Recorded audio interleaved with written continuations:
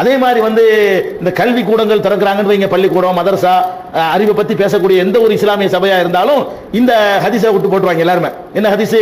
சீனா சென்றாலும் நீ கல்வியை தேடு, உத்துர்புல் இல்ம உலவு பிஸீன், சீனாவுக்கு போயாவது இணைஞ்சிக்க கல்வியை கத்துக்கொள் என்று ரசூலுல்லாஹ் சொன்னாங்க. எப்படிப்பட்ட மார்க்கம் என்றால் இஸ்லாத்தில் கல்வியை பத்தி நிறைய ஹதீஸ்கள் இருக்குது, நிறைய குர்ஆன் வசனங்கள் இருக்குது, ஆதாரப்பூர்வமான விஷயங்களா இருக்குது. அதெல்லாம் நீங்க பாக்குறது கிடையாது. என்ன பண்றது? பொய்யான ஒரு செய்தியை வைத்துக் கொண்டு சீனாவுக்கு போய் இருந்தாலும் சரி நீ கல்வியை கத்துக்க என்று ரசூல் ஸல்லல்லாஹு அலைஹி வஸல்லம் சொன்னார்கள். பார்த்தீர்களா?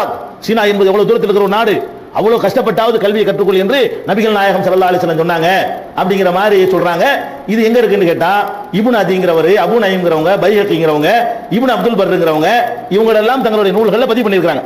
இந்த செய்தியை உத்துலுபுல் இல்ம உலவு பிஸீன், சீனாவுக்கு போயாவது கல்வியை கத்துக்க அப்படிங்கிற இந்த செய்தியை நிறைய பேர் பதிவு பண்ணியிருக்காங்க.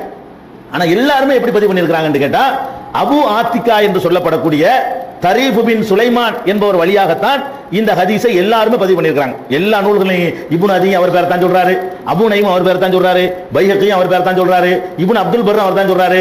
அபு ஆத்திகா என்ற ஒரு ஆள் தான் இந்த செய்திக்கு எல்லா நூல்லையும் வர்றாரு. இவருடைய ஹதீஸுகள் ஏற்றுக்கொள்ளத்தக்கதல்ல. அது மாத்திரம் இல்ல, முத்தஃபக்குன் அலா தலீஃபி, இவர் பலவீனமான ஆள் என்று ஏகமானதை எல்லாரும் முடிவு எடுத்துக்கிறாங்க. இவரை பற்றி ஒரு அறிஞராவது இவர் கொஞ்சம் நல்ல ஆள் பரவாயில்லைன்னு சொல்ற ஒரு ஆள் இல்ல.